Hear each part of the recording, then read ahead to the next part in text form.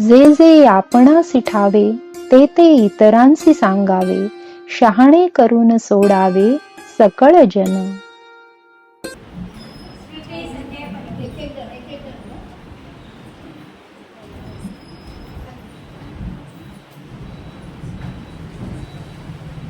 नमस्कार, माझे नाव स्वीटी संजय पत्की. मी आज गाताची गोष्ट सांगणार आहे.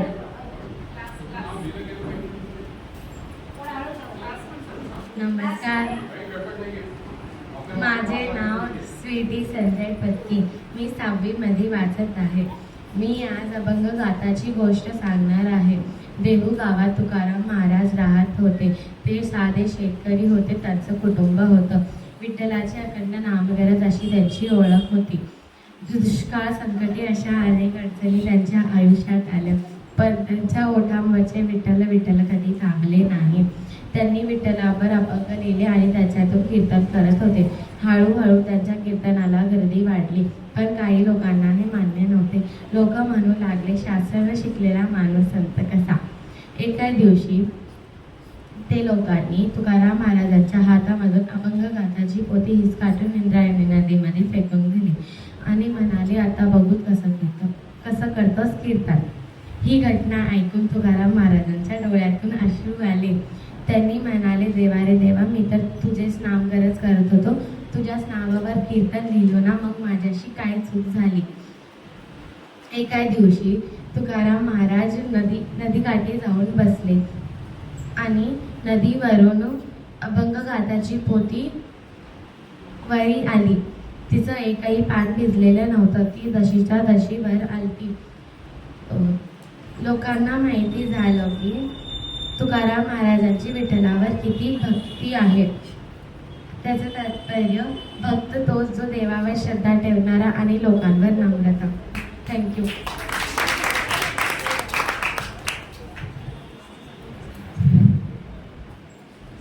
अनन्या सूर्यकांत सावळे.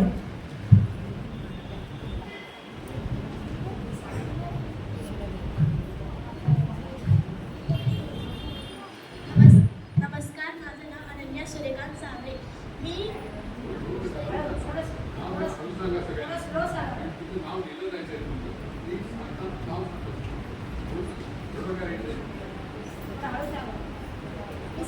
मी 7वीत आहे.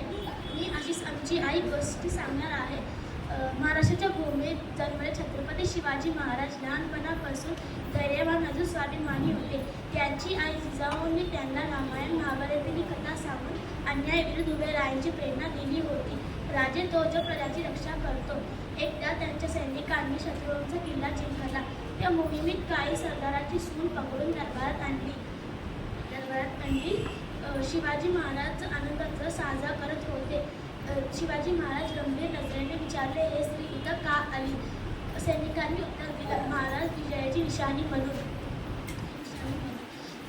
शिवाजी महाराजांचा दृष्टिकोन वेगळा होता. ते म्हणाले, आपण स्त्रियांचा अपमान करणार नाही. आपण स्त्रियांचा मान सन्मान आणि आपली लढाई अन्यायाविरुद्ध आहे.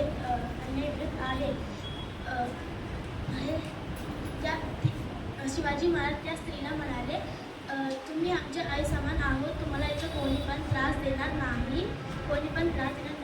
तिला वस्त्र, दान, दागिने देऊन तिच्या कुटुंबाकडे पाठवले.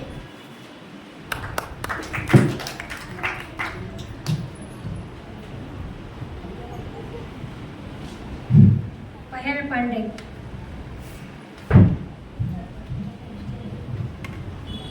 नमस्कार सगळ्यांना, माझे नाव पहेल पांडे आहे. मी 8वी कक्षामध्ये वाचते. आज मी तुम्ही सगळ्यांना अभंग गाथाची गोष्ट सांगणार आहे. देहू गावात तुकाराम महाराज राहत होते. त्यांच्याकडे साधे शेतकरी आणि कुटुंब होता. त्यांनी विठ्ठलाचे भक्त होते. जेव्हा पण त्यांना व्यापारात नुकसान झालं नाही तर कुटुंबामध्ये संकट झालं तर त्यांनी ते पाहत नाही होते आणि फक्त विठ्ठलाचे नाव घेत होते. त्यांनी विठ्ठलाचे अभंग लिहित होते आणि सगळ्यांना कीर्तनामध्ये सांगत होते. हळूहळू त्यांच्या कीर्तनात गर्दी वाढली. लोकांना त्यांचे कीर्तन आवडले, पण काही विद्वानांना हे आवडलं नाही. ते विद्वान म्हणले, शास्त्र ना शिकलेला माणूस संत कसा. एका दिवशी हे दुष्ट लोकांनी संत तुकाराम महाराज लिहिले नदीमध्ये फेकून दिले. जेव्हा तुकाराम महाराजला माहीत झालं की त्यांचे अभंग इंद्रायणी नदीमध्ये आहे तर त्यांना खूप वाईट वाटलं. त्यांचे डोळ्यात अश्रू आले, पण त्यांनी ते अश्रू कोणाला पण दाखवले नाही. त्यांना खूप राग आलं, पण त्यांनी कोणाला पण दोषित नाही केले. एका दिवशी इंद्रायणी नदीतून संत तुकाराम महाराज लिहिलेले अभंग वर आले. ते तसे होते, ते भिजलेले नाही होते. जेव्हा ही गोष्ट गावात सगळेला माहीत झाली तर सगळे खूप आश्चर्यचकित झाले आणि म्हणाले की एक संत मध्ये खूप श्रद्धा, नम्रता आणि विनम्रता राहते. त्याच्यामुळे संत तुकाराम महाराजांचे अभंग इंद्रायणी नदीतून वर आले. धन्यवाद.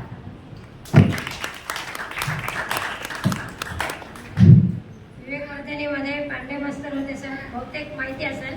त्यांचे हे नात आहे. पणजोबा सुद्धा मास्तर होते, टीचर होते आणि आजोबा सुद्धा इथे टीचर होते. सगळे बहुतेक ओळखतात त्यांना. त्यासाठी जोरदार टाळ्या खूप छान वाटतात.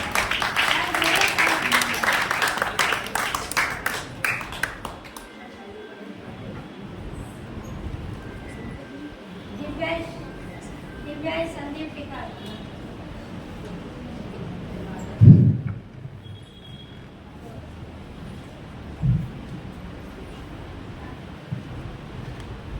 नमस्कार सगळ्यांना. माझं नाव दिव्यांश संदीप टिकाळे आहे. आज मी तुम्हाला अशीच आमची आई असती ही कथा सांगणार आहे. महाराष्ट्राच्या भूमीत छत्रपती शिवाजी महाराज जन्मले. ते खूप धैर्यवान आणि स्वाभिमानी होते. त्यांच्या आई जिजाऊने त्यांना महाभारत आणि रामायणातील कथा सांगून अन्यायाविरुद्ध उभे राहण्याची प्रेरणा दिली. एकदा किल्ला जिंकल्यानंतर सैनिकांनी शत्रूच्या सरदाराची सून पकडून दरबारात आणली. शिवाजी महाराज रागात विचारले, ही कोण आहे, ही ते काय करती आहे. मग सैनिक म्हणाले, महाराज ही आपल्या विजयाची निशाणी आहे. मग शिवाजी महाराज संतापून म्हणले, आपण स्त्री सन्मान करणारे आहोत, आपली लढाई फक्त अन्यायाविरुद्ध आहे. मग ते त्या स्त्रीकडे वळून तिला म्हणाले, तुम्ही आमच्या आई समान आहात. मग तिला वस्त्र आणि दागिने देऊन तिच्या कुटुंबाकडे सुरक्षितपणे पाठवले. ह्याच्याने आपल्याला हे कळतं की शिवाजी महाराज स्त्री सन्मान आणि अन्यायाविरुद्ध उभे राहणारे राजा होते.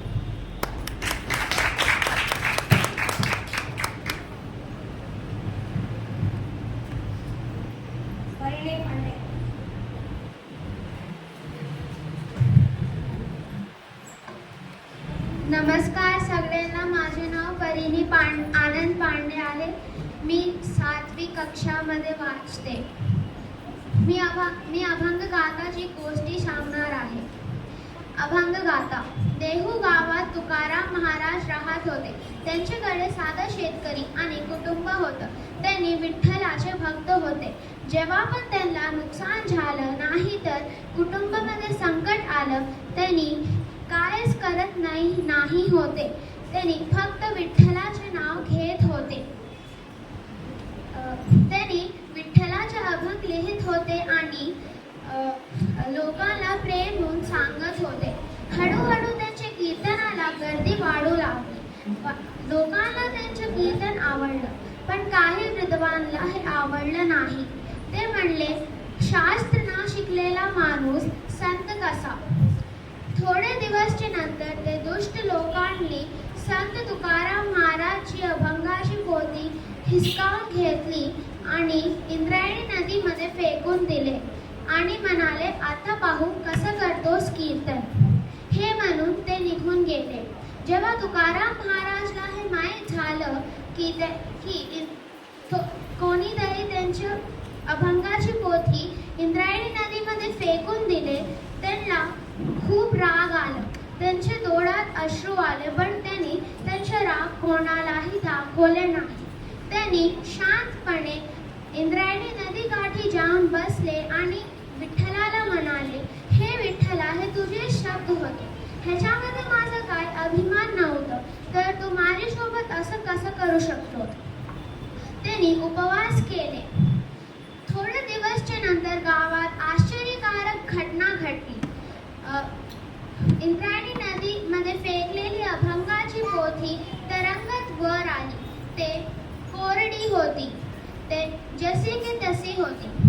तुकाराम महाराजने शांतपणे ते पोथी घेतली आणि म्हणाले, विठ्ठलाची कृपा मोठी. गावाचे लोक म्हणले की संत मध्ये श्रद्धा आणि नम्रता राहते. धन्यवाद. साई संजय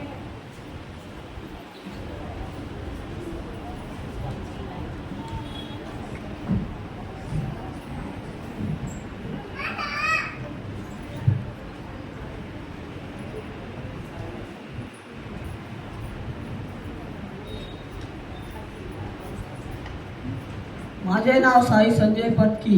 मी 8वी कक्षात वाचत आहे. मी आज तुम्हाला अशी जी आई गोष्ट सांगणार आहे. महाराष्ट्राच्या भूमीत जन्मलेले छत्रपती शिवाजी महाराज लहानपणापासून धैर्यवान आणि स्वाभिमानी होते. त्यांच्या जिजाऊंनी त्यांना रामायण महाभारतातील कथा सांगून अन्यायाविरुद्ध उभे राहण्याची प्रेरणा दिली. राजा तोच जो प्रजेचे रक्षण करतो. एके दिवशी त्यांच्या सैन्याने शत्रूचा किल्ला जिंकला. त्या मोहिमेत शत्रूच्या सरदाराची सून पकडून दरबारात आणली. त्या काळात युद्धात अशा गोष्टी सामान्य मानल्या जात. महाराजांचा दृष्टिकोन वेगळाच. ते त्या स्त्रीकडे वळले आणि म्हणाले, तुम्ही आमच्या आई समान आहात, तुम्हाला कोणीही त्रास देणार नाही. त्यांनी तिला वस्त्रदागिने देऊन कुटुंबाकडे पाठवण्याची व्यवस्था केली. समजले की खरे शौर्य म्हणजे फक्त तलवारीची ताकद नाही, तर संयम आणि स्त्रीप्रमाण जपणे हेही आहे. त्या प्रसंगानंतर शिवाजी महाराजांची कीर्ती अधिक वाढली. लोक म्हणतात की हा फक्त राजा नाही, तर हा फक्त किल्ले जिंकत नाही, तर माणुसकीही जपतो. शिवाजी महाराजांनी आपल्या आयुष्यात अनेक किल्ले जिंकली, अनेक युद्धे लढली, पण त्यांनी कधीही स्त्री सन्मान आणि केला नाही. धन्यवाद.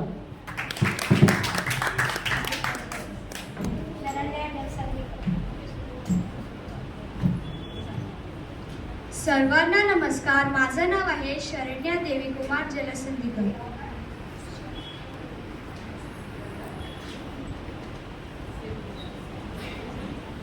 मी आज तुम्हाला अशीच आमची आई असते ही गोष्ट सांगणार आहे.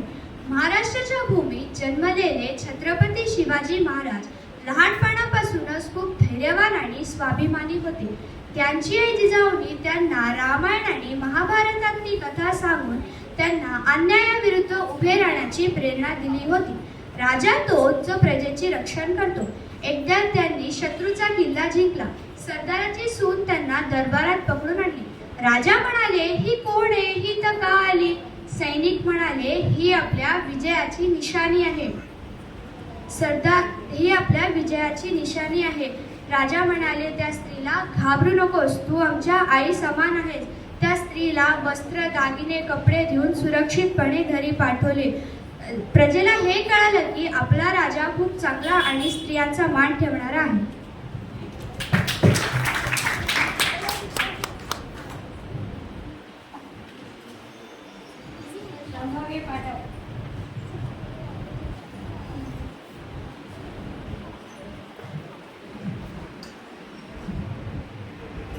नमस्कार सर्वांना. माझे नाव शास्त्री आनंद पाटील आहे. मी 8वी वर्गात शिकत आहे. आज मी अपयशाची जबाबदारी ही स्टोरी सांगणार आहे. भारताच्या अंतराळ संशोधनाचा एक मोठा दिवस उगवला होता. त्याचे नेतृत्व डॉक्टर APJ अब्दुल कलाम करत होते. करोडो वैज्ञानिकांनी या दिवसासाठी दिवस रात्र मेहनत घेतलेली होती. शेवटी तो दिवस उजाडला आणि पडद्यावर उलटी गिनती चालू झाली. 10, 9, 8 सगळ्यांची नजरे पडद्यावर गेले. 3, 2, 1 प्रक्षेपण. शेवटी रॉकेटला आकाशामध्ये सोडल्या गेला. काही क्षणात ते रॉकेट आकाशाकडे झेपवला गेला. सगळे चिंतित झाले आणि यावर चर्चा करायला लागले की हे कसं झालं. करोडो रुपयांचे पाया गेले यामागे. मग नंतर डॉक्टर APJ अब्दुल कलाम पुढे येऊन म्हणाले की ही मोहीम अपयशी माझ्यापुढे ठरावी. मग थोड्या दिवसानंतर सगळ्यांनी मेहनत घेऊन परत एकदा रॉकेटला आकाशाकडे सोडवण्यासाठी खूप मेहनत घेऊन आणि परत ते दिवस उजवला आणि तेव्हा ते रॉकेटला आकाशाकडे सोडवलं गेलं आणि ती मोहीम यशी ठरली. तेव्हा डॉक्टर APJ अब्दुल कलामला सगळे म्हणाले की तुमच्यामुळे आज हे सगळे झालेले आहे. तर डॉक्टर APJ अब्दुल कलाम म्हणले हे माझं काय नाही, आपण सगळ्यांनी दिवस रात्र मेहनत घेतली म्हणून झाले. तात्पर्य जे माणूस आपल्या अपयशाची जबाबदारी स्वतः घेतो आणि यशाची जबाबदारी सगळ्यांमध्ये वाटून घेतो त्यालाच खरं माणूस म्हणतात. धन्यवाद.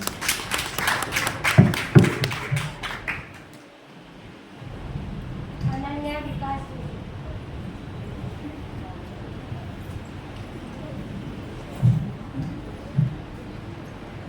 नमस्कार, माझं नाव अनन्या विकास जोशी आहे. मी आज अपयशाची जबाबदारी गोष्ट सांगणार आहे. भारताच्या अंतराला एक दिवस रॉकेटाच्या प्रक्षेपणासाठी खूप मोठा दिवस उजळला होता. देशाच्या पहिल्या रॉकेटाचं प्रक्षेपण होणार होतं.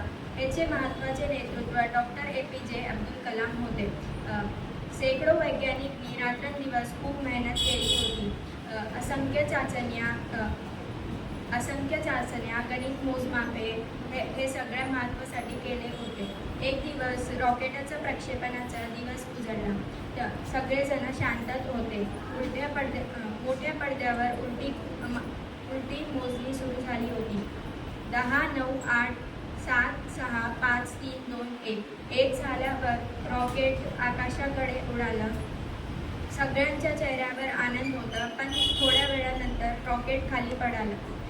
सगळेजण शांत झाले होते. सगळ्यांच्या डोळ्यात पाणी आलं होतं. सगळेजणांना वाटलं हे असं का झालं. पण सगळेजण म्हणाले होते की ह्याची जबाबदारी कोण घेणार. पण डॉक्टर APJ अब्दुल कलाम म्हणाले की ह्याची जबाबदारी मी घेणार. सगळेजणांनी खूप मेहनत केली होती, पण हे असं झालं. थोड्या दिवसानंतर पुन्हा रॉकेट आकाशाकडे उडवायची तयारी केली होती. थोड्या दिवसानंतर रॉकेट पुन्हा आकाशाकडे उडवायची तयारी केली. रॉकेट आकाशाकडे उडवलं तेव्हा त्यांना यश मिळालं. सगळेजण म्हणाले की हे सगळं डॉक्टर APJ अब्दुल कलाममुळे झालं. पण डॉक्टर APJ अब्दुल कलाम म्हणाले की हे माझ्यामुळे नाही, सगळ्यांनी खूप मेहनत केली होती म्हणून झालं. ह्याचं तात्पर्य यह आहे की जो मुख्य असतो ते अपयशी आपल्यावर घेतो. जेव्हा यश मिळतं ते सगळ्यांना देतो. धन्यवाद.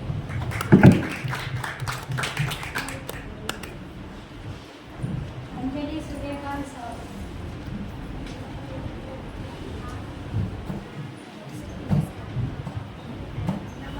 नमस्कार सगळ्यांना. माझं नाव अंजली सूर्यकांत सावरे. मी 9वी कक्षात वाचते.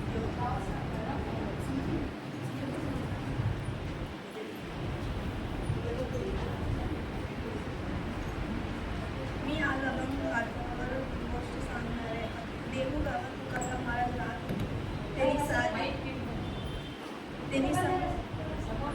त्यांनी साधे शेतकरी अजून त्यांचं कुटुंब होतं.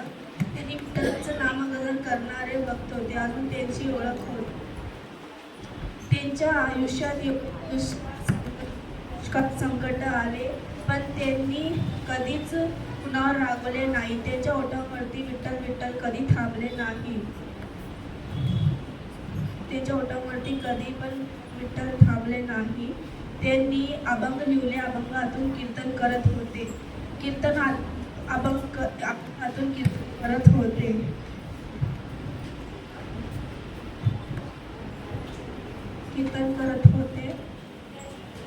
काही लोकांना ते आवडलं नाही.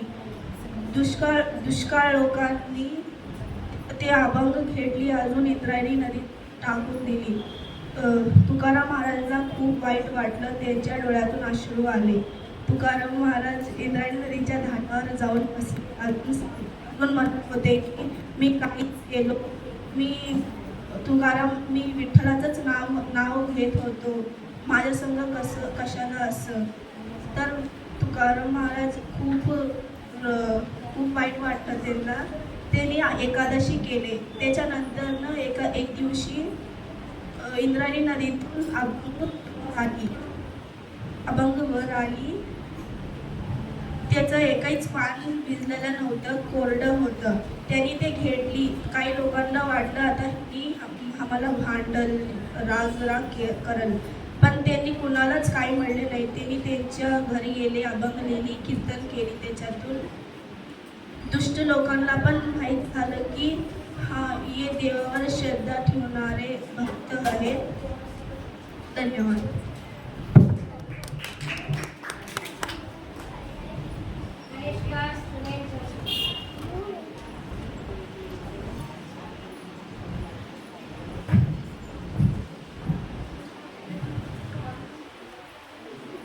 नमस्कार सगळ्यांना. माझं नाव कनिष्का सुनील जोशी आहे. मी 6वी कक्षात वाचत आहे. मी आज अपेक्षाची जबाबदारी ही कथा म्हणणार आहे. भारताच्या अंतरात एक दिवस प्रक्षेपणाचा मोठा दिवस उजडला होता. देशाच्या पहिल्या रॉकेटाचं प्रक्षेपण होणार होतं. याचे मुख्य होते APJ अब्दुल कलाम. शेकडो वैज्ञानिकांनी अनेक दिवस वर्ष रात्र मेहनत केली होती. असंख्य चाचण्या, गणिती मोजमापे या प्रक्षेपणाचा दिवस उगवला. एक मोठ्या पडद्यावर उलटी मोजणी सुरू झाली. 10, 9, 8, 7, 6, 5, 4, 3, 2, 1 रॉकेट आकाशाकडे उडालं आणि सगळ्यांना खूप आनंद वाटलं. थोड्या क्षणानंतर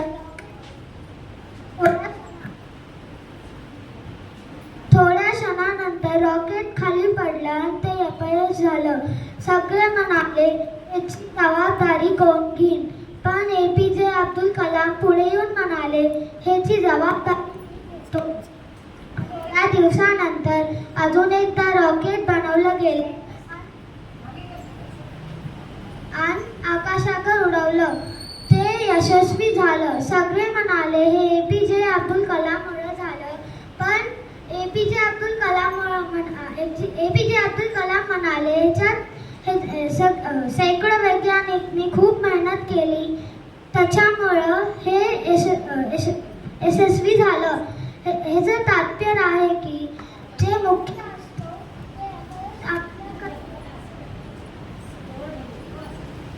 मुख्य असतो ते अपयश आपल्यावर घेतो आणि त्यावर यशस्वी व्यक्ती ते सगळ्यांना देतो. थोडं मागे घ्या. माणसाला गेला तर ते कसं येत होतं. थोडं मागे घेऊन करा. The next setting आहे. थोडं मागे असं पकडा.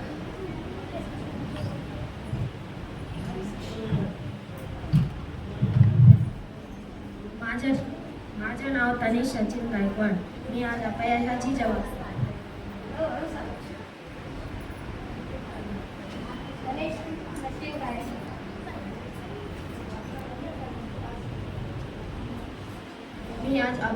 जबाबदारी गोष्ट सांगणार आहे.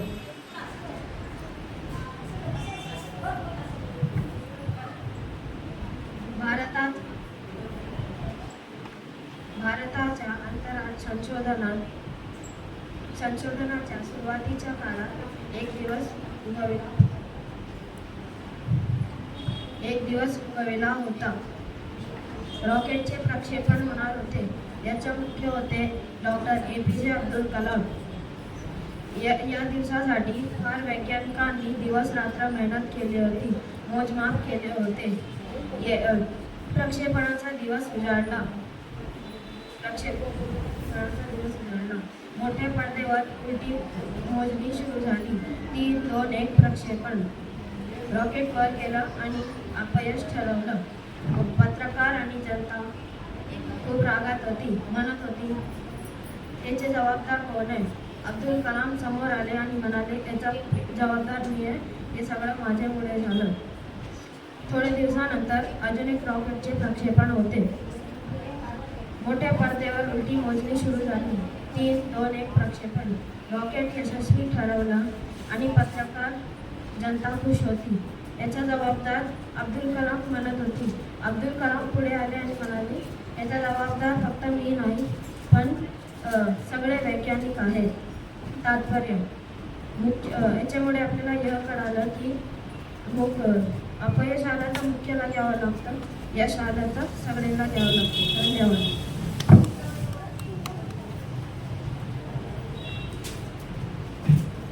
योगेश नानसकर.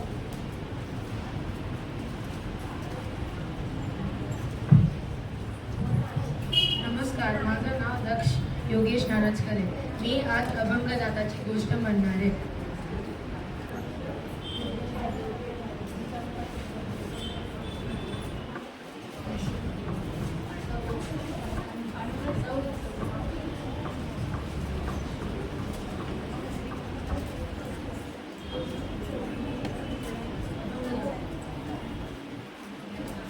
देहू गावात तुकाराम महाराज राहत होते. त्यांनी साधे शेतकरी नाही, त्यांचं कुटुंब होतं. त्यांनी नेहमी विठ्ठलाचं नामस्मरण करत होते. एक दिवस त्यांना किती पण कष्ट आलं तरी पण त्यांनी विठ्ठलाचं नामस्मरण करायचं सोडले नव्हते. त्यांनी खूप अभंग लिहिले आणि एक दिवस ते या अभंगातून कीर्तन करत होते. तेव्हा गर्दी वाढली, कीर्तनाला गर्दी वाढली. थोडे लोकांना आवडलं, थोडे लोकांना नाही आवडलं. जे लोकांना नाही आवडलं ते लोक म्हणाले की हे शास्त्रांना शिकलेला माणूस संत कसा बनणार, आणि त्याच्या हातातून पोती हिसकून इंद्रायणी नदीमध्ये फेकली.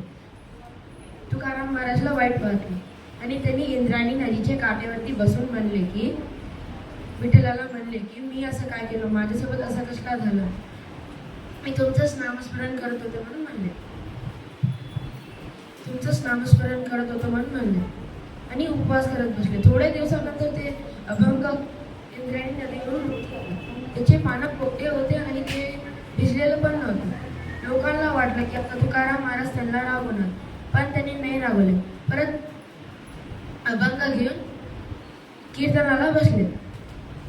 हे गोष्ट बघून आम्हाला हे करायला मिळतं की संत हे देवावरती श्रद्धा आणि लोकांवरती नम्रता ठेवणारा असतो. धन्यवाद.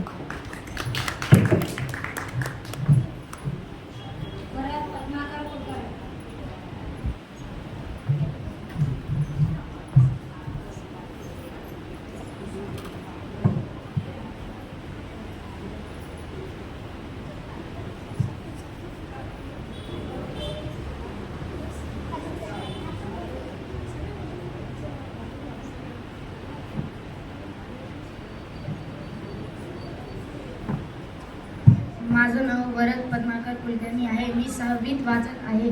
मी अशीच आमची आई असते गोष्ट सांगणार आहे. महाराष्ट्र भूमीमध्ये लहानपणापासून शिवाजी महाराज धैर्यवान आणि स्वाभिमानी होते. त्यांची आई जिजाबाईंनी त्यांना महाभारत आणि रामायणचे गोष्टी सांगून त्यांना अन्यायाविरुद्ध लढण्याची प्रेरणा दिली.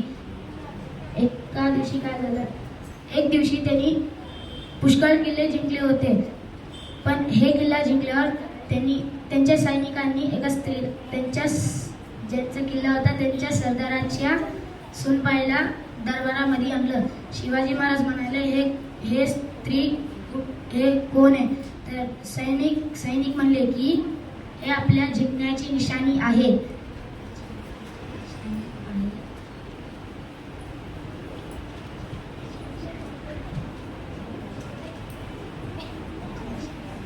शिवाजी महाराजांना हे नाही पडलं. त्यांनी म्हणले आपण स्त्रीचा अपमान करू नये, आपण स्त्रीचा सन्मान करावं.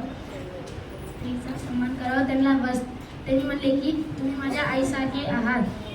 त्यांनी वस्त्र दागिने देऊन त्यांच्या घरी पाठवण्याची व्यवस्था केली. त्याचं तात्पर्य आहे की राजा कसा असावा, धैर्यवान आणि स्वाभिमानी आणि स्त्रीचा सन्मान करणारा असावा. थँक्यू.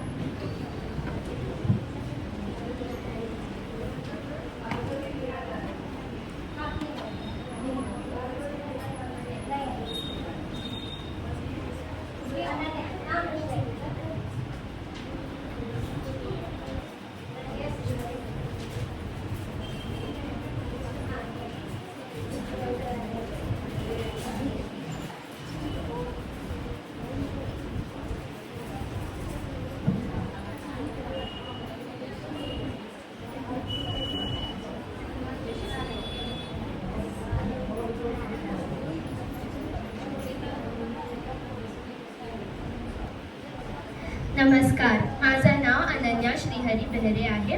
मी 8वीत आहे. आज मी अपयशाची जबाबदारी ही गोष्ट सांगणार आहे. भारताच्या संशोधनाच्या सुरुवातीच्या काळात एक मोठा दिवस उगवला होता. रॉकेटचं एक मोठं प्रक्षेपण होणार होतं. ह्या प्रकल्पाचे नेतृत्व करत होते डॉक्टर APJ अब्दुल कलाम. सगळे वैज्ञानिक दिवस रात्र मेहनत घेत होते. प्रक्षेपणाचा दिवस उगवला. मोठ्या पडद्यावर उलटी मोजणी सुरू झाली. रॉकेट आकाशात झोपावले. काही क्षणासाठी यशाची आशा वाटली, पण अचानक तांत्रिक बिघाड झाला आणि मोहीम अपयश ठरली. सगळीकडे प्रश्न निर्माण झाला की ह्यासाठी जबाबदार कोण. तेव्हा डॉक्टर कलाम पुढे आले आणि त्यांनी म्हटलं, नेता म्हणून ही जबाबदारी माझी आहे. ती माझी सर्वोत्तम प्रयत्न केलं. काही दिवसांनी परत प्रयत्न झाला. तेव्हा परत रॉकेट आकाशाकडे झोपावले आणि मोहीम यशस्वी ठरली. पत्रकार परिषद बोलवली गेली. तिथं डॉक्टर कलाम मागे उभे राहिले आणि म्हटलं, हे श्रेय माझे सहकार्यांचे आहे. त्यांनी सर्वोत्तम प्रयत्न केले आहे. तात्पर्य, नेता तो असतो जो अपयश स्वतःवर घेतो आणि यश आपल्या सहकार्यांना देतो. धन्यवाद.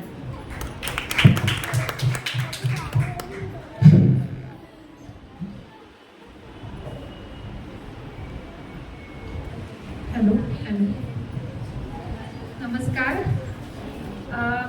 खूप छान सगळ्यांनी सादर केलं. म्हणजे मी एक गोष्ट कॉमनली सांगेन की तुम्ही सगळ्यांनी ती गोष्ट वाचली, समजून घेतली आणि बऱ्यापैकी सगळी तुमच्या लक्षात होती ती, म्हणजे मेजॉरिटी पार्ट. सो हे सगळ्यांचं कॉमनली जाणवलं. खूप छान. विशेषतः पण छोट्यानी पण म्हणजे वाचन एक ते समजणं जे असतं ना कथेतलं ते जाणवत होतं की तुम्ही असंच नुसतंच घेऊन वाचलं नाहीये किंवा काहीतरी सांगायचं म्हणून नाही सांगितलंय. सगळ्यांना बऱ्यापैकी कथा सगळ्या अशा समजल्या होत्या. हे खूप छान गोष्ट आहे. आणि तुम्ही सगळे इंग्लिश मिडियम, हिंदी मिडियम, वेगवेगळ्या ह्यातनं आलात, वेगवेगळ्या शाळेतनं. तेच की वेगळ्या शाळेतनं, वेगळ्या माध्यमातनं. म्हणजे तसा तुमचा मराठीशी डायरेक्ट संबंध नाहीये की रोज बोलणं वेगळं असतं, वाचणं वेगळं असतं. पण तरीही तुम्ही खूप छान प्रयत्न केलेत. त्यामुळे सगळ्यात पहिल्यांदा सगळ्यांचं अभिनंदन. स्वतःसाठी सगळ्यांनी काढावं.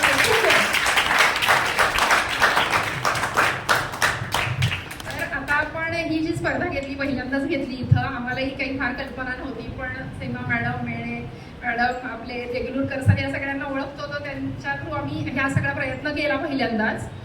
तर आता ह्या दोन्ही गटातून आपण नंबर काढणार. आता आपण ते सांगू. पण ह्याचं जे बक्षीस वितरण आहे ते 23 एप्रिलला पुस्तक दिन असतो. ठीक आहे. तर तो 23 एप्रिलच्या आसपास आपण मराठी ग्रंथसंग्रहालय जे कोटीला आहे तिथं त्याचा एक वेगळा मोठा कार्यक्रम असेल, म्हणजे पुस्तक दिनाच्या संदर्भातला. तर त्या कार्यक्रमात ज्या मुलांना बक्षीस मिळाले त्यांनी त्यांनी तिथं यायचं आणि मग ते दिवशी त्याचं बक्षीस वितरण होईल.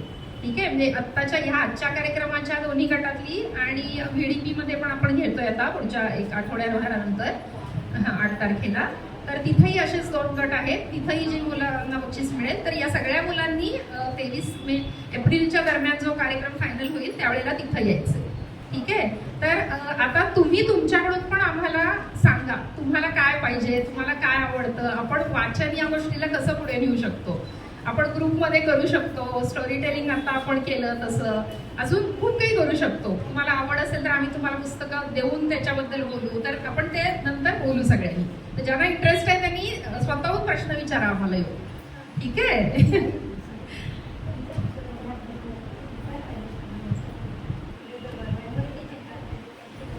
जसं वैद्यांनी सांगितलं, खरंच सगळ्यांचं अगदी अभिनंदन. खूप छान प्रेझेंट केलं गेलं. म्हणजे इव्हन छोट्या मुलांना देखील तेवढंच चांगलं केलं आहे आणि तुम्ही देखील. I really appreciate all of you. यामध्ये एक मला तुम्हाला म्हणजे या लहान मुलांनी तर वाचलं, तुम्ही जेव्हा पाठ केलं आणखी तुम्ही सांगितलंय, तुम्हाला काय काय त्याच्यामधल्या तुमच्या कमी गोष्टी वाटल्या एकाने कोणीतरी सांगा मला, की म्हणजे तुम्ही सांगताना तुम्हाला असं आता वाटतंय की मी हे असं करायला पाहिजे होतं. आपण जनरली होतं की नाही, आपण उत्तर लिहिताना देखील आपल्याला वाटतं की नाही बाबा आपण ह्याच्यापेक्षा आणखीन चांगलं लिहू शकलो असतो, काय त्यात करायचं. तर पुढच्या वेळेला जेव्हा तुम्ही प्रेझेंट करा तेव्हा त्याच्यामध्ये त्या गोष्टी थोड्या त्या ॲड करत आहे. त्या कुठल्याही वाक्य जे असेल ते वाक्य कशा पद्धतीनं बोललं जावं की त्यामुळं त्या गोष्टीतला इंटरेस्ट वाढेल हे बघायचं. आणखीन एक गोष्ट की आता बरं तुम्हाला ही गोष्ट या गोष्टी वाचल्यानंतर आणखीन काय वाटलं की तुम्हाला अजून वाचावं असं वाटतंय, नवीन गोष्ट तयारी केली, तुम्हाला आता काय वाटतं याच्यानंतर? कुणी सांगा, एखादी सांगा ना तुम्हाला काय वाटतं.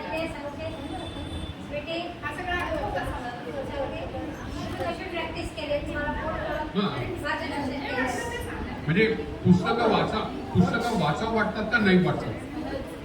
पटतं वाचा वाटतात ना, मग सांगा ना, जोरात सांगा की चुकलं तरी काही हरकत नाही आहे. प्लीज बघा ना, सांग, तू सांग काय वाटतं. पुस्तक हे गोष्ट सांगून झाल्यावर पुढचं काय, पुढं काय तू सांगू शकते.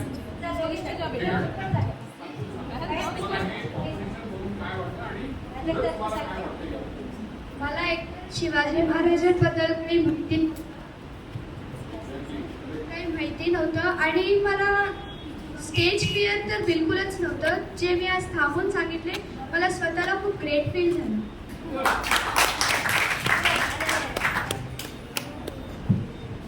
मला मराठीची बिलकुल सवय नाही आहे. मला स्क्रिप्ट रायटिंग इंग्लिश, हिंदी, तेलुगूमध्येच आहे. फर्स्ट टाइम मी मराठीमध्ये स्टेजवर बोलते. मला मी सांगितलेलं आवडलं. हां हो हो.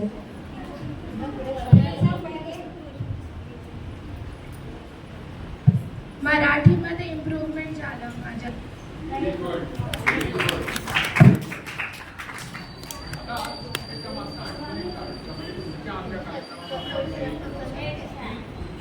पिढी आहे त्यांना बऱ्याचशा गोष्टी जुन्या माहिती आपल्या स्वातंत्र्याच्या काळच्या किंवा त्याच्या आधीच्या सगळ्या काही गोष्टी माहीत नाही. आमचा हा प्रकार आम्ही हे करू की काही चांगले भेटते त्या याच्यावरती ज्या विषयावरती होती त्या तशी त्याची भाषण आम्ही करू शकतो की त्यामुळं तुम्हाला ती जुनी माहिती आपल्या स्वातंत्र्याची म्हणा किंवा आणखी दुसऱ्या गोष्टीची म्हणा ती तुम्हाला सगळ्यांना मिळेल याची आम्ही प्रयत्न करतो. ओके, तुम्हाला आणि आता टीचर सांगा तुम्हाला काय आवडतं मग त्याप्रमाणे एक एक गोष्ट आपण करायचा प्रयत्न. ठीक आहे.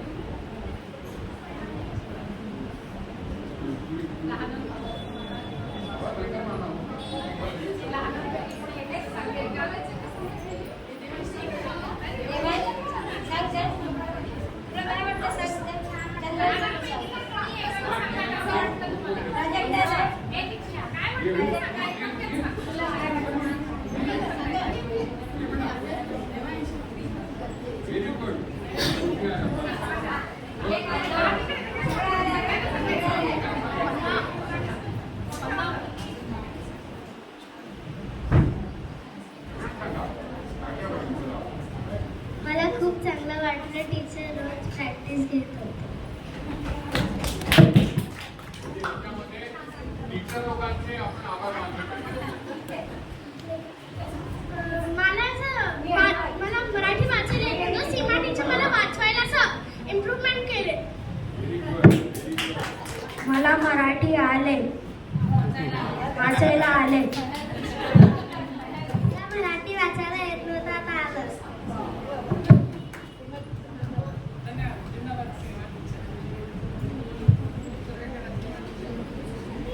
मला मराठी वाचायला आलं.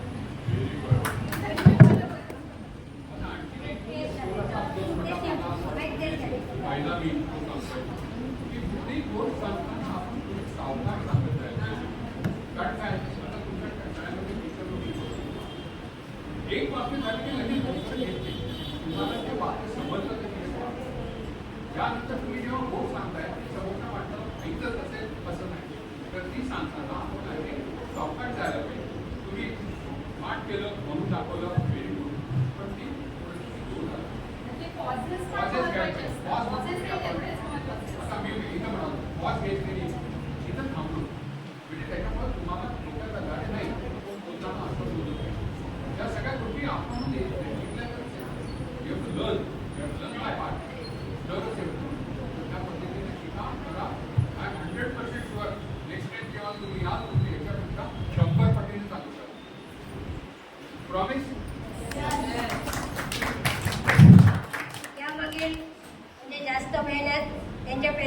तर केलेच आहे पालकांनी, पण जास्त मेहनत सकाळपासून संध्याकाळपर्यंत मुलं एक जेव्हा पण येतील तेव्हा आमच्या मेडे बहिणी सतत त्यांची प्रॅक्टिस करते.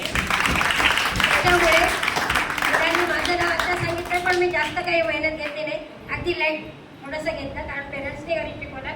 पण बाईंनी मात्र या मोठ्या मुलांकडून खूप परिश्रम घेतले. त्याच्यामुळे आज म्हणजे गुरुने शिकवल्यामुळे हे थोडंसं खूप छान विचार आला. नेक्स्ट टाइम अजून त्यांची प्रगती होईल सर.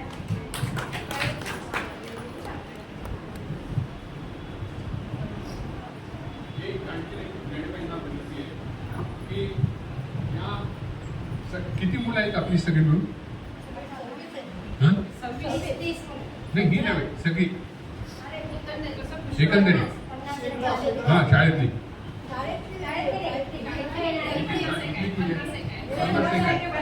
50 आहेत ना. तर एक काम करूया आपण, या 50 मुलांच्याकडनं तुम्ही त्यांना विचारा की त्यांना कशामध्ये आवड जास्त आहे, कुठल्या सब्जेक्टमध्ये. सायन्स असेल, मॅथ्स असेल, किंवा आणखी हे पब्लिक स्पीकिंग असेल, किंवा जास्त गोष्टींच्या बद्दल माहिती असेल, त्यांच्याकडनं संपूर्ण एक हे घ्या. मग त्याप्रमाणे आपण असं करूया की मुलांना त्या त्या विषयाची माहिती कशी जास्त देता येईल. कारण सायन्स इतकं वाढलेलं आहे सध्या, त्या मुलांना जेवढं शिकवलं जातं तेवढं नाहीये. जर ॲडव्हान्स शिकले तर त्यांच्याकरता चांगलं आहे. तर त्यांच्याकडनं एकदा ती माहिती घ्या की त्यांना काय काय आवडतं. कुणाला नाटकात काम करायला आवडेल, कुणाला आणखीन गाणं म्हणायचा प्रयत्न असेल, कुणाला आणखीन काय असेल, तर ते सगळी माहिती घ्या. त्याप्रमाणे आपण त्या मुलांना तसं शिकूया. तुम्ही जे इंग्लिशमध्ये शिकताय शाळेमध्ये किंवा इतर, ते सुद्धा तुम्ही मराठीत मांडू शकता. म्हणजे हे तर तुम्ही आता कथा वाचलीत आणि ती सांगितली, पण तुम्ही इतर जे काही नॉलेज असेल तुमचं अभ्यासाचं, अकॅडमिकल नॉन अकॅडमिकल, ते पण आपण मराठीमध्ये मांडू शकतो ना. असंही करता येईल, कारण त्याला ऑलरेडी ते माहिती असतं त्याचं. हां, पण ते मराठीत मांडतात. आणखीन एक गोष्ट करायची, प्रत्येक वेळेस जेव्हा आपण बोलतो किंवा काही करतो, हे जे समोर कागद आहे तेवढाच नाही, त्या रिलेटेड आणखीन काय माहिती मिळू शकते. आता तुम्ही शिवाजीची गोष्ट वाचली, तुकारामांची वाचली, तुकारामांच्या बद्दल आणखीन काय जास्त माहिती मिळते ती काढू. म्हणजे जेव्हा तुम्ही तात्पर्याला येता, तात्पर्य सांगायला येता, तेव्हा त्याबद्दल आणखी थोडीशी जास्त माहिती तुम्ही सांगून मग शेवटी तात्पर्याला येते. हा विचार करायचा. नुसत्या साध्या त्या आपल्याला बुकिश नॉलेज नको आहे, बुकिश नॉलेज बिलकुल नको आहे. पुस्तकं असतात, आय ॲग्री, पण ते नको आहे. आपल्याला त्याच्यापेक्षा जास्त आणखीन काय शिकता येईल हा प्रयत्न करा.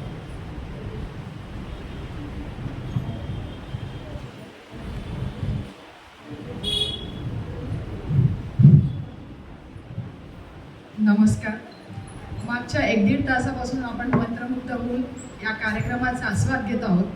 तर या अशा सुंदरशा कार्यक्रमाचं आयोजन मराठी ग्रंथ संग्रहालय हैदराबाद आणि भावतरंग क्रिएशन्स यांच्या संयुक्त विद्यमाने वाचक मंच वाचन संस्कृतीच्या संवर्धनासाठी सत्र दांबे यांच्या जो उपक्रम आहे मराठी कथा वाचन व अभिव्यक्ती स्पर्धा या उपक्रमात अंतर्गत घेतले गेलेलं आहे. तर यासाठी मी मराठी ग्रंथ संग्रहालय आणि भावतरंग क्रिएशन्सच्या सर्व सदस्यांचे मनपूर्वक आभार मानते.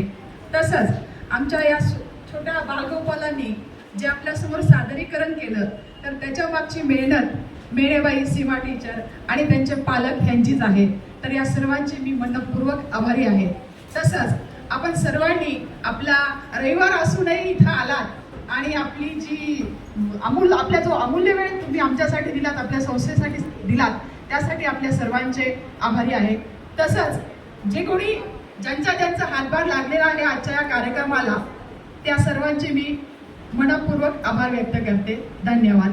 आणि असेच कार्यक्रम पुन्हा पुन्हा होत हीच सदिच्छा. थँक्यू.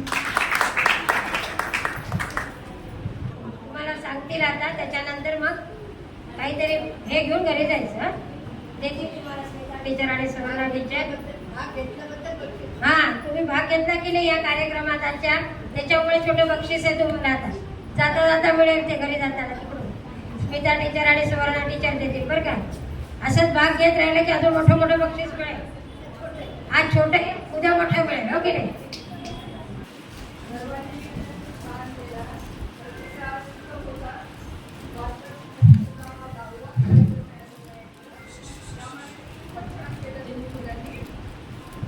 विशेष विशेषतः मोठ्या गटातली जी मुलं होती ना ती खरंच खूप म्हणजे तुम्ही इंग्लिश मीडियममध्ये शिकता पण मराठी तुम्ही खूप छान वाचलं. फक्त थोडी सुधारणा हवी.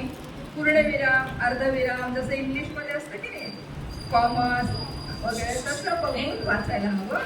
पण तुम्ही खूपच छान वाचलं. तर आता मी तुम्हाला रिझल्ट सांगते. हा प्रयत्न जो आहे स्तुत्य आहे कारण तुम्ही काय वाचत म्हणजे हे म्हणजे वाचत नाही. वाचलं म्हणजे काय होतं आपल्याला आवड निर्माण होते आणि आवड निर्माण झाली की पुन्हा पुन्हा पुन्हा पुन्हा आपण वाचत असतो.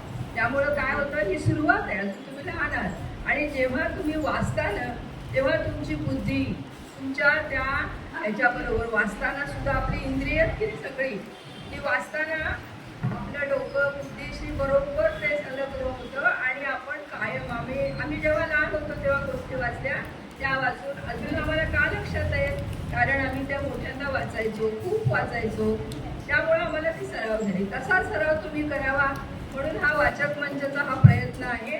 अतिशय स्तुत्य प्रयत्न आहे आणि त्या दृष्टीने तुम्ही खूप मुलांनी प्रयत्न छान केला. छान वाचला. लहान गट मोठा गट सुद्धा. मोठ्या गटामध्ये मला थोडंसं हे वाटलं की त्यांचं जे होतं ती गोष्ट जी आहे वाचण्यासारखी नको. गोष्ट काय होते आपण जेव्हा गोष्टी ऐकतो तुम्ही ऐकता गोष्टी तर ऐकताना आपल्याला काय वाटतं की आपण उत्सुकता निर्माण होते याच्या पुढं काय याच्या पुढं काय तशा प्रकारचं तुमचं वाचन झालं पाहिजे. म्हणजे सांगताना तुमची पद्धत अशी हवी की या गोष्टी या घटनेनंतर पुढं काय झालं. जसं तुम्ही अंतराळ याची गोष्ट सांगितली त्या ह्याच्यामध्ये त्यांनी परिषद घेतली सगळ्या सगळ्यांचं कौतुक केलं. तो महत्त्वाचा भाग होता ना. तो भाग तुम्ही सोडून दिला. परिषद घेतली त्यांनी सर्वांना सांगितलं ठीक आहे प्रयत्न चांगला होता विसरला असाल ते असेल पण महत्त्वाचे मुद्दे जेव्हा आपण गोष्ट सांगतो त्यातले महत्त्वाचे मुद्दे कायम लक्षात ठेवायचे आणि त्या दृष्टीने समोरला गोष्ट सांगायची समोर आणि त्यामुळं काय होतं समोरच्यांना ऐकायला सुद्धा आनंद वाटतो. हां तर ही गोष्ट तुम्ही पाळायला हवी. प्रयत्न छान होता. छोट्या गटामध्ये तर दुसरी चौथी मुलांनी आम्हाला पंचायत पडली की कोणाला सगळ्यांनाच नंबर द्यावेसे वाटत होते कारण सगळ्यांनी छान वाचलं. प्रथम क्रमांक आलाय दिव्या प्रतीक नरसिंह.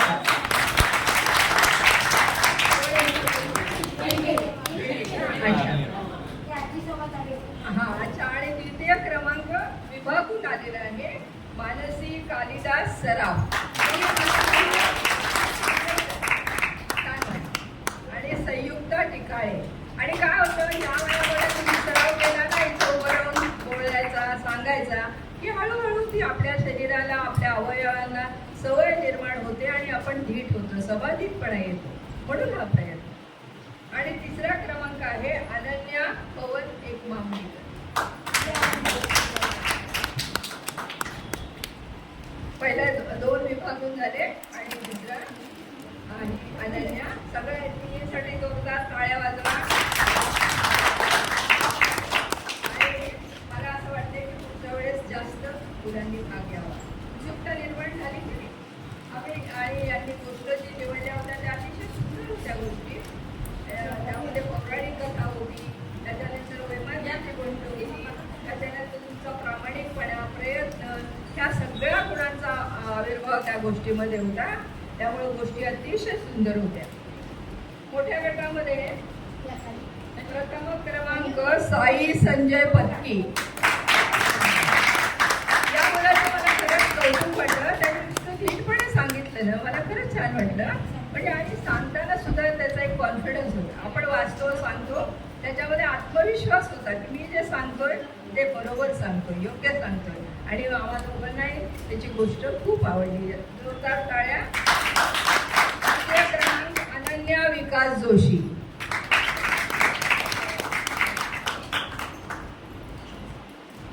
यांनी पण कोणती गोष्ट द्यायची सांगितली हा अपयशाचा. आणि त्या ह्याच्यामध्ये सांगते तुम्हाला अपयश आणि यश यामध्ये काय असतो जेव्हा मुख्य हे असतो ना त्याचा प्रयत्न काय असतो आपल्या साथीदारांना प्रोत्साहन द्यायचं. तो पण महत्त्वाचा भाग होता. आणि प्रोत्साहन दिल्यामुळे काय होतं हे साथीदार पुन्हा त्यांच्या कामामध्ये खूप सहभागी होतात आणि त्यामुळे त्यांचं काम अजून यशस्वी होतं. अपयश स्वतःकडे घेणं आहे नाही मान्यच आहे पण सर्वांना एवढंच महत्त्व देणं कुठल्याही कार्यामध्ये सर्वांचं आणि कोणतंही कार्य एकाच्या माणसाने होत नाही, सगळ्यांनी मिळूनच करायला होतं. एकीचं बळ आपण लहान वर्गामध्ये शिकलो. एकही असली की आपल्याला सगळ्या कामामध्ये नक्की यश येतं. छान. आणि तृतीय क्रमांक या ठिकाणी विभागून आलेला आहे तनिष्क सचिन गायकवाड आणि अनन्या श्रीहरी बेहेरे. छान. तू कुठली गोष्ट सांगितली बेटा? अपयश. त्यामध्ये अजूनही तुम्हाला सांगता आलं असतं, म्हणजे तुम्ही गोष्ट जर वाचली असती नीट अजून खूप वेळेला तर तुम्हाला लक्षात आलं असतं की यातलं तात्पर्य अजून काहीतरी वेगळं आहे. तसा प्रयत्न करा, तशी गोष्ट वाचा की याच्याशिवाय या गोष्टीचं काय तात्पर्य असू शकतो. तुम्ही कोणत्या वर्गात आहात? 9वी मध्ये ना. त्यामुळे 9वी मध्ये तर तेवढी अपेक्षा करता येते की या गोष्टीपासून अजून आपण काय शिकू शकतो. त्यांनी दिलं अपयशाची हे, तर त्या ह्याच्यामध्ये वाचल्यानंतर आपल्याला बारीक ज्या गोष्टी असतात त्या लक्षात येतात. त्यामुळे पण तुम्ही खूप सुंदर प्रयत्न केला. सर्वांचं मनपूर्वक अभिनंदन. आणि मला मुख्य संधी यांचे सगळ्यांचे आभार मानायचे की आम्हाला इथे बोलवलं, परीक्षक म्हणून बोलवलं, त्याबद्दल मी सगळ्या संस्थेचे आभारी आहे. कारण ही गोष्ट आहे आणि खरंच मला असं वाटतं की खरंच त्या म्हणाले मुलं आहे, पण मुलं तुम्ही खूप छान आहात, प्रयत्न सुंदर आहे, त्यामुळं तुम्ही नक्की यशस्वी व्हाल. फक्त एकच प्रयत्न यासाठी जो चाललेला आहे की तुम्ही जे मोबाईलमध्ये डोकं घालून बसता, गेम्स खेळता, त्याऐवजी तुम्ही छोटी छोटी पुस्तकं वाचा, गोष्टीची पुस्तकं वाचा. चित्रकथा, आम्ही लहान असतो, चित्रकथा आवडतात का? चित्राच्या समोर लिहिलेलं असतं त्या वाचा. चित्र बघितलं की उत्सुकता निर्माण होते, पण जेव्हा कळणार नाही तोपर्यंत तुम्ही हातात पुस्तक घेणार नाही, तोपर्यंत तुम्हाला त्याची आवड निर्माण होणार नाही. हळूहळू हळूहळू होईल प्रयत्न, पण हळूहळू आता जे आपण बघतो, आता सावरकरांची गोष्ट कुणाला माहिती आहे ना, पण हळूहळू काय होईल, तुम्ही जो वाचलंच नाही, पुढच्या काळी सावरकर कोण, त्याच्यानंतर आपले नेताजी सुभाषचंद्र बोस, हे कळणारच नाही. तर आता त्यांच्या गोष्टी वाचल्या तर तुम्हाला पुढे लक्षात राहील. धन्यवाद.